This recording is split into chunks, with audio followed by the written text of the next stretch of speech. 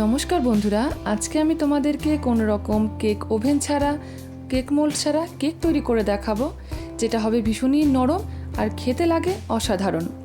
আজকে আমি তোমাদেরকে মার্বেল কেক তৈরি করে দেখাবো, যেটা তোমরা ঘরে থাকা খুব অল্প উপকরণ দিয়ে তৈরি করে ফেলতে পারবে, যেটা বানানো খুবই সহজ, একদম নরম তুলতুলে একটা কেক তৈরি হবে। আশা করি তোমাদের কেক রেসিপিটা খুব ভালো লাগবে। যদি ভালো লাগে একটা লাইক করে দিও। চলো তাহলে বন্ধুরা দেখে নিই আজকের রেসিপি। আজকে আমি কেকটা কেমন করে তৈরি করেছি দেখো। প্রথমে একটা বাটির মধ্যে দেখো নিয়ে নিলাম হাফ কাপ চিনি। কেক তৈরি করার জন্য কিন্তু মাপটা খুবই প্রয়োজনীয়। দিয়ে দিলাম এখানটায় উষ্ণ গরম দুধ হাফ কাপ। যতটা চিনি নিয়েছি ততটা দুধ নিয়েছি। এরপর দেখো এক চিমটি নিয়ে নিলাম নুন, খুবই সামান্য দিচ্ছি, তোমরা দেখতেই পারলে। এরপর দেখো চিনিটাকে এই দুধের সাথে বেশ ভালো করে গুলিয়ে নিতে হবে। যতক্ষণ না পর্যন্ত চিনিটা বেশ ভালো করে গলে যাচ্ছে ততক্ষণ পর্যন্ত কিন্তু এটাকে এরকমভাবেই নাড়িয়ে চাড়িয়ে গুলিয়ে নিতে হবে। দেখো আমি এটাকে বেশ ভালো করে কিন্তু গুলিয়ে নিচ্ছি। বন্ধুরা, এই কেকটা তৈরি করার জন্য যে উপকরণগুলো আমি ব্যবহার করব প্রত্যেকটা মাপ আমি তোমাদেরকে বলে দেব। আর যে কোনো কেক তৈরি করার জন্য কিন্তু মাপটা খুবই জরুরি। এই জন্য ঠিকঠাক যদি মাপটা হয় তাহলে কিন্তু কেকটা খুবই ভালো করে তৈরি হয়। দেখো এটা কিন্তু আমার গোলানো হয়ে গেল।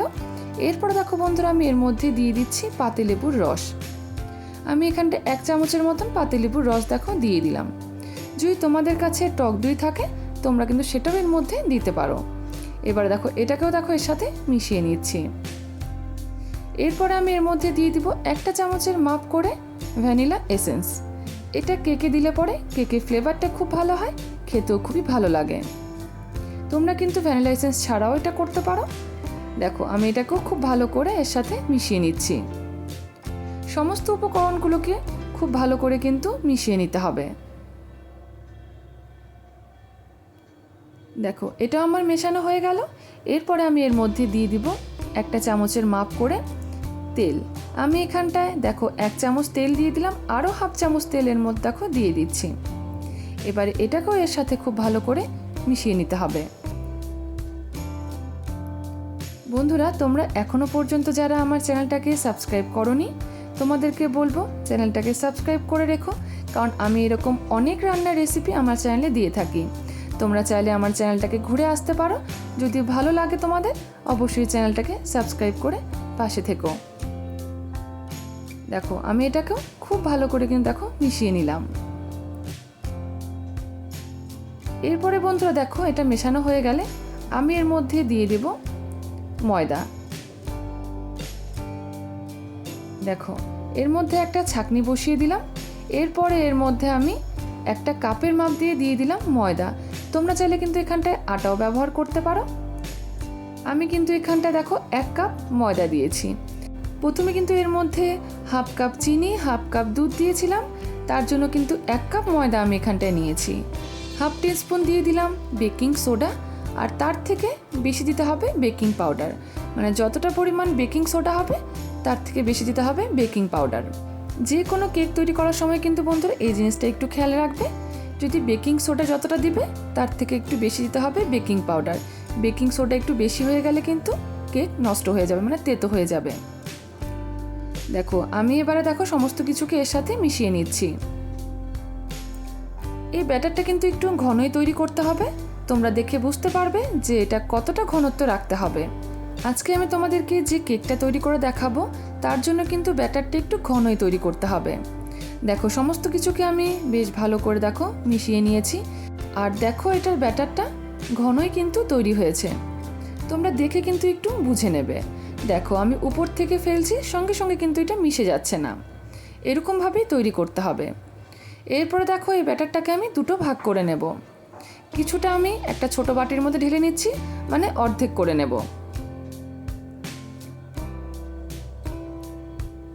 দেখো আমি একটা বাটির মধ্যে অর্ধেকটা নিয়ে নিয়েছি, আর অর্ধেকটা দেখো আমি এর মধ্যে রেখে দিলাম। বাটির মধ্যে যে অর্ধেকটা আমি নিয়েছি এর মধ্যে এবারে আমি মিশিয়ে নেব কোকো পাউডার। দেখো আমি এখানটায় 1 চামচের মাপ করে 1 চামচ কোকো পাউডার দেখো এখানটাতে মিশিয়ে নিচ্ছি। এটাও আমি একটু ছেঁকে নিচ্ছি। তোমরা চাইলে কিন্তু এখানটায় কফি পাউডার ব্যবহার করতে পারো, যেহেতু আমার কাছে কোকো পাউডার ছিল তার জন্য আমি এটাই এখানটায় ব্যবহার করলাম। যদি তোমাদের কাছে কোকো পাউডার না থাকে তোমরা চাইলে এখানটায় এই 1 চামচের মতো কফি পাউডার দিয়ে নিতে পারো, তাতেও কিন্তু সেম রেজাল্ট হবে। দেখো এটাকেও আমি এর মধ্যে মিশিয়ে নিচ্ছি।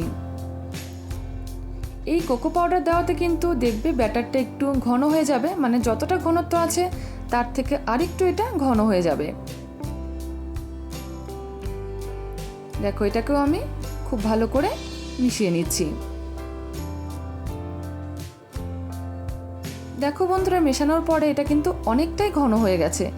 এতটা ঘনত্ব আমাদের লাগবে না, এর থেকে আরেকটু পাতলা তৈরি করার জন্য আমি এর মধ্যে দেখো ছোট্ট একটা চামচের মাপ দিয়ে একটু দুধের মধ্যে মিশিয়ে নিলাম। এরপর এটাকে গুলিয়ে নেব, কারণ এই ব্যাটারটা আরেকটু পাতলা তৈরি করতে হবে, এই জন্যই কিন্তু আমি এর মধ্যে দুধটাকে মিশিয়ে নিলাম। খুব বেশি ঘন বা পাতলা তৈরি করলে কিন্তু হবে না। তোমরা দেখো আমি উপর থেকে ফেলছি, এটা কিন্তু মিশে যাচ্ছে না। এরপর দেখো একটা বাটির মধ্যে আমি কিছুটা তেল লাগিয়ে একটা বাটার পেপার দিয়ে নিয়েছি। তোমাদের কাছে যদি বাটার পেপার না থাকে তোমরা কিন্তু একটু ময়দা এর মধ্যে ছড়িয়ে নিতে পারো। এরপর দেখো আমি কেকটাকে কেমন করে তৈরি করি। দেখো প্রথমে আমি এর মধ্যে 2 চামচ করে প্রথমে যে ব্যাটারটা তৈরি করেছিলাম সেটা এর মধ্যে দিয়ে দিচ্ছি। আমি কেকটাকে কেমন করে তৈরি করি তোমরা একটু দেখলেই কিন্তু বুঝে যাবে। খুবই সহজ কিন্তু বন্ধুরা এটা বানানো। আমি এখানটায় যেরকম একটা চামচের মাপ দিয়ে দেখো 2 চামচ করে এর মধ্যে দিয়ে দিচ্ছি। এরপরে যে কোকো পাউডারটা মিশিয়ে নিয়েছি সেটাও কিন্তু দেখো আমি এর মধ্যে 2 চামচ করে দিয়ে নিচ্ছি। দেখো 1 চামচ দিয়ে দিলাম, আরও 1 চামচ এর মধ্যে দিয়ে দেব। এরকমভাবেই কিন্তু কেকটা ডিজাইনটা তৈরি করতে হবে। আর দেখতেই পাচ্ছ কেকের ব্যাটারটার জন্য কিন্তু ডিজাইনটা খুব ভালো করে তৈরি হচ্ছে। যদি ব্যাটারটা পাতলা তৈরি হয়ে যেত তাহলে কিন্তু এটা বেশ ভালো করে ডিজাইনটা তৈরি হতো না। এই জন্য ব্যাটারটা একটু ঘন তৈরি করলে ডিজাইনটা খুবই সুন্দর করে তৈরি হবে। দেখো আবারও এর মধ্যে আমি 2 চামচ করে দিয়ে দেব সেই আগের ব্যাটারটা। এরপরে সেমভাবে এর উপর দিয়ে আবারও সেই কোকো পাউডারের ব্যাটারটা দিয়ে দেব।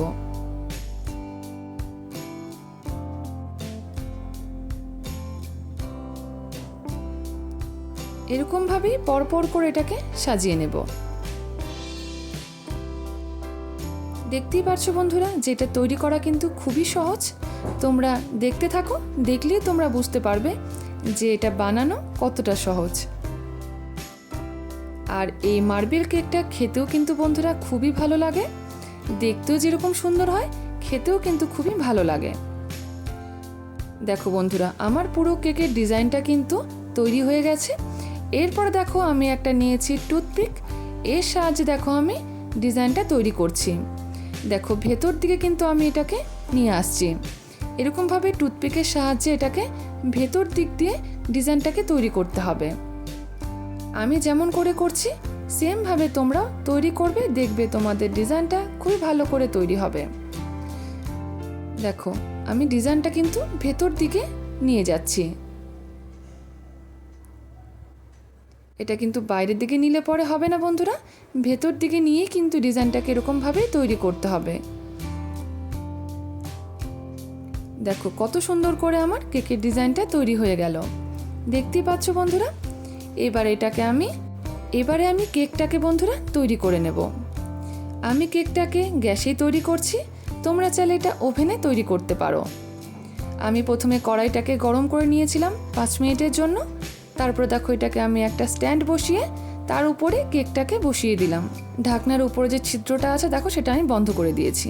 দেখো বন্ধুরা কেকটাকে আমি নামিয়ে নিয়েছি। আমার তৈরি হয়ে গেছে মার্বেল কেক।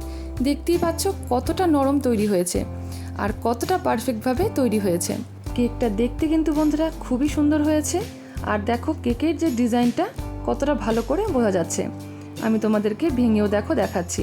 দেখো ভেতরে অবধি ডিজাইনটা কতটা সুন্দর করে তৈরি হয়েছে।